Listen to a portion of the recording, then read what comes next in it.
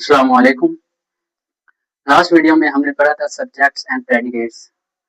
Basically sentence के दो basically components होते हैं, सब्जेक्ट्स एंड प्रेडिकेट्स। सब्जेक्ट मैंने आपको बताया था, जरूरी नहीं कि काम करने वाला ही हो। सब्जेक्ट वो सेंट्रल थीम होता है जिसके बारे में कुछ लिखा जाता है, कुछ कहा जाता है, कुछ पढ़ा जाता है या कुछ फिर बोला जाता है। अगर हम सेंटेंस के एक्स्ट्रा कंपोनेंट्स की बात करें तो वो दो हैं, phrase and clause sorry. Phrase and clause में सब्जेक्ट जरूरी नहीं कि हर बार सब्जेक्ट के साथ ही मीनिंग कंप्लीट हो। बसा औकात सब्जेक्ट वर्ब और ऑब्जेक्ट के साथ भी बसा औकात मीनिंग कंप्लीट नहीं होता, उसमें हम थोड़ा सा और ऐड करते हैं और इन्फो ऐड करते हैं, जिसको फ्रेज कहा जाता है। मैं आपके सामने एक एग्जांपल रखना चाहूँ। पाकिस्तान डिफीटेड ऑस्ट्रेलिया, पाकिस्तान ने ऑस्ट्रेलिया को हरा दिया।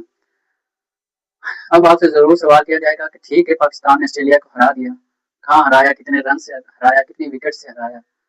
जो अगले शख्स ने और इन्फो मांगी, आपसे एक्स्ट्रा इन्फो मांगी, उसको फ्रेज बोला जाएगा। ठीक है, पाकिस्तान डिफीटेड ऑस्ट्रेलिया, पाकिस्तान ने ऑस्ट्रेलिया को हरा दिया। पाकिस्तान यहाँ पर क्या सब्जेक्ट है, डिफीटेड ऑस्ट्रेलिया उसका प्रेडिकेट है। जहाँ तक ही कंप्लीट सेंस पूरा नहीं होता, जरूर आगे से आपसे पूछा जाता है कि ठीक है, पाकिस्तान ने ऑस्ट्रेलिया को हराया तो कितने रन से हराया, किस ग्राउंड में हराया, कितनी विकेट से हराया, और इस एक्स्ट्रा इन्फो को हम फ्रेज कहते हैं। फ्रेज बेसिकली 5 तरह की होती हैं।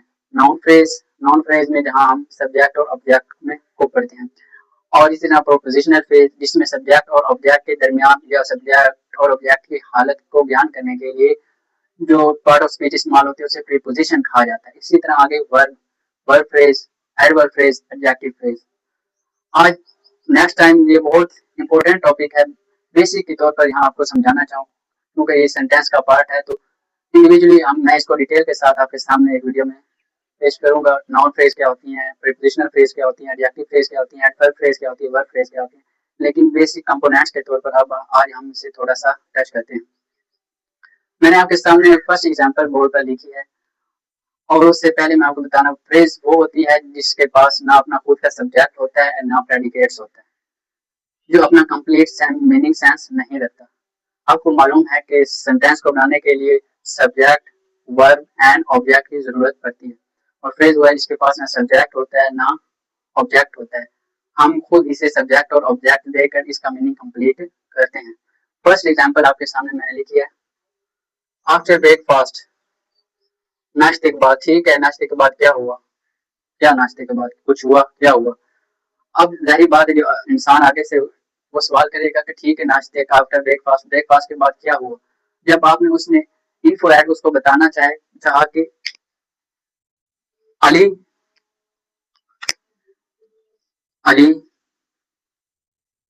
Goes to school after breakfast, अब शायद इसका मीनिंग कंप्लीट हो गया। और जब हमने इसको सब्जेक्ट भी दे दिया, वर्ब भी दे दी और ऑब्जेक्ट, मतलब अब ये कंप्लीट सेंस रखता है। Ali goes to school after breakfast, नाश्ते के बाद अली स्कूल गया जाता है। अब हमने इस मीनिंग को अगर यहाँ पर भी आफ्टर ब्रेकफास्ट कहें तो मीनिंग कंप्लीट नहीं होता। जो हमने इसमें और इन्फो एक्स्ट्रा इन्फो ऐड की, Ali goes to school after breakfast, शायद अब हमारा मीनिंग कंप्लीट हो गया। इस तरह नेक्स्ट एग्जांपल देखते हैं, रीडिंग अ बुक, किताबें पढ़ता है। कौन किताबें पढ़ता है, कौन सी किताब पढ़ता है, यही बात आपसे सवाल पूछा जाएगा। तो वो जो पूछा जाएगा, reading a book improve your knowledge.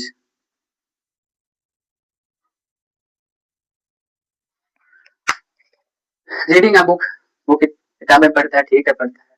कौन सी किताबें पढ़ता है, किस लिए पढ़ता है, वो किस लिए किताबें पढ़ता है, इम्प्रूव योर नॉलेज, अपने इल्म के इजाफे के लिए, अपने इल्म के इजाफे के लिए वो किताबें पढ़ता है। शायद अब हम इसको एक कंप्लीट सेंटेंस कह सकते हैं। वेरी हैप्पी, वो बहुत खुश है। कौन खुश है, किस लिए खुश है, बड़ा खुश है, छोटा खुश है। मेरे पास सवाल बनता है, तो इसको हम क्या लिखेंगे, very happy the little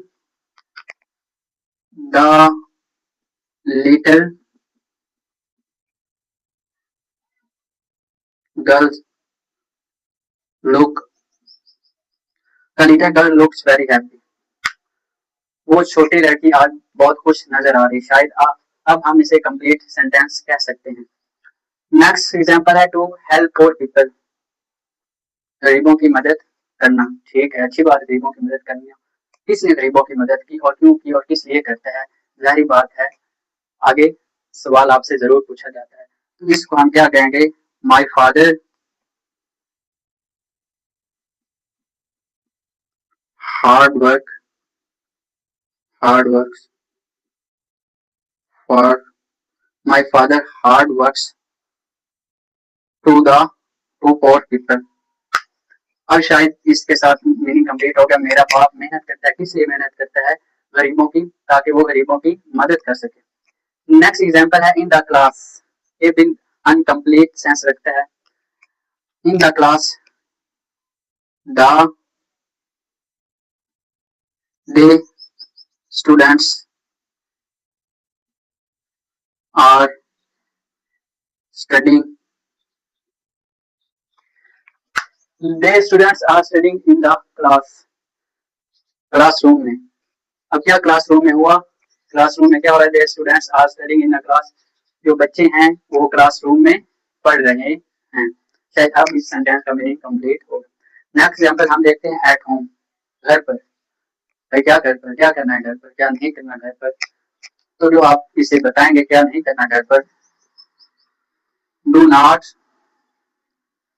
try this things at home. भाई ये चीजें मेरे सामने तो कर सकते हो, लेकिन घर में ये चीजें कभी ट्राई मत करना।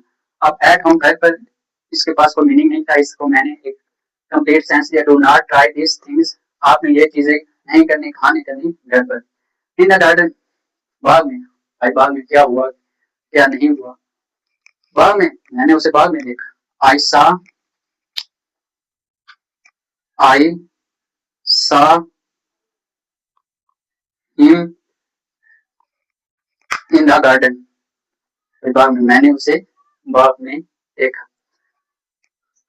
एग्जाम्पल के साथ मैंने आपको समझाया कि फ्रेज वो होते हैं जिनके पास अपना सब्जेक्ट और प्रेडिकेट्स नहीं होता, हम खुद उसे सब्जेक्ट एंड प्रेडिकेट्स देते हैं, तभी वो अपना कंप्लीट सेंस मुकम्मल कर पाती हैं। The group of word without subjects and predicate is called phrase. Next हम देखते हैं क्लॉज। क्लॉज भी फ्रेज की तरह है, लेकिन क्लॉज के पास अपना खुद का सब्जेक्ट भी होता है और प्रेडिकेट भी, लेकिन फिर भी ये मुकम्मल तौर पर अपना मीनिंग नहीं दे पाता। वाई सर, जब उसके पास सब्जेक्ट भी है, वर्ब भी, ऑब्जेक्ट भी, फिर क्यों नहीं मुकम्मल मीनिंग दे पाता। आइए जरा डिटेल में पढ़ते हैं। आई नो द मैन, इसको एक दफा स्किप कर दें। इंडिविजुअली हम देखते हैं आई नो द मैन, मैंने उस आदमी को देखा, ठीक है, कहाँ देखा, क्या करते देखा। हु स्टोल द पर्स, जिसने आपका पर्स चुराया, मैंने उस आदमी को देखा। सब मीनिंग कंप्लीट है, उसके पास सब्जेक्ट भी है, वर्ब भी, ऑब्जेक्ट भी, लेकिन कंप्लीट मीनिंग फिर भी नहीं बना। आगे से आपसे सवाल पूछा जाएगा कि ठीक है आपने उस आदमी को देखा, क्या करते देखा, किस लिए देखा। हु स्टोल द पर्स, इस ये कंप्लीट सेंटेंस है, इसके बाद सब्जेक्ट भी है, वर्ब भी है, object predicate.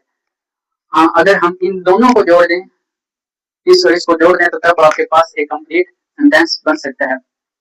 I know the man, मैंने उस आदमी को देखा। हु स्टोल द पर्स, जिसने तुम्हारा पर्स चुराया था। शायद अब एक जुमला कंप्लीट सेंस में आता है। नेक्स्ट एग्जांपल देखते हैं। ही मेट द गर्ल, वो उस लड़की से मिला, ठीक है, कहाँ मिला, किस लिए मिला, क्या वजह थी मिलने की।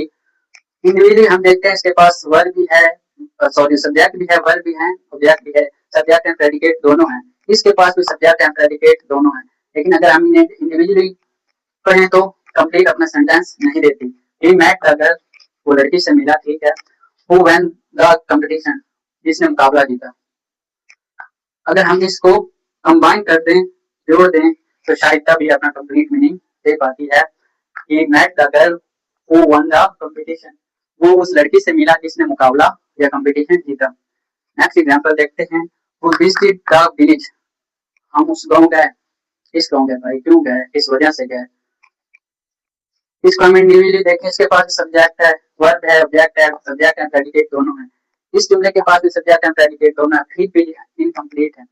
Who studied the visit, who visited the village, हम उस गांव गए, किस गांव गए।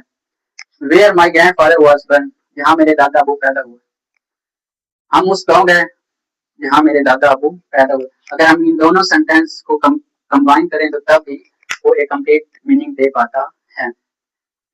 नेक्स्ट एग्जांपल देखते हैं। दिस इज द टीचर, ये वो उस्ताद है, ये वो टीचर है। ठीक है भाई, टीचर है, कौन सा टीचर है, क्या करता है। इसे भी हम इंडिविजुअली देखें। दिस इसमें सब्जेक्ट है और बाकी इसका क्या है, प्रेडिकेट है। इसमें हु इसका सब्जेक्ट और बाकी क्या है, प्रेडिकेट। दोनों में सब्जेक्ट और प्रेडिकेट है लेकिन कंप्लीट मीनिंग नहीं दे पा रहे।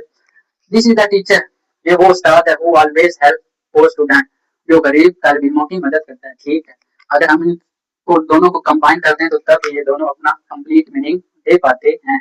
This is the teacher who always help for student, ये वो उस्ताद है जो गरीब तलबा की मदद करता है। नेक्स्ट एग्जांपल हम देखते हैं। आई बॉट द बुक, मैंने वो किताब खरीदी। भाई कौन सी किताब खरीदी, क्या था उस किताब में ऐसा। That explain English grammar easily, जो इंग्लिश ग्रामर को अच्छी तरह समझाती है और बहुत आसानी के साथ समझाती है। ठीक है, अब हम इंडिविजुअली इसे भी देखें। आई इसके पास सब्जेक्ट है और इसके साथ प्रेडिकेट भी है, बॉट द बुक, इसके पास भी सब्जेक्ट और प्रेडिकेट है।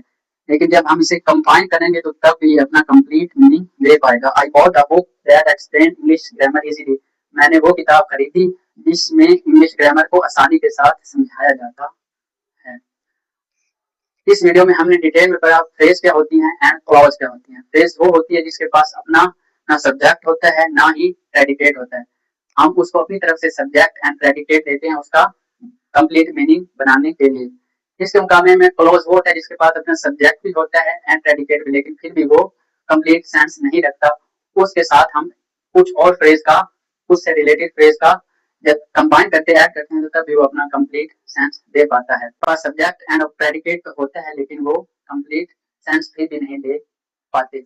आज हमने फ्रेज एंड क्लोज को सेंटेंस के बेसिक के तौर पर और सेंटेंस के कंपोनेंट के तौर पर पढ़ा। इसे हम नेक्स्ट एक बहुत ही डिटेल वीडियो में पढ़ेंगे जिसमें आपको बताऊंगा नाउन फ्रेज क्या होते हैं, वर्ब फ्रेज क्या होते हैं, एडजेक्टिव फ्रेज क्या होते हैं, प्रीपोजिशनल फ्रेज क्या होते हैं एंड एडवर्ब फ्रेज क्या होते हैं। If you like this video, stay tuned. There will much more coming through.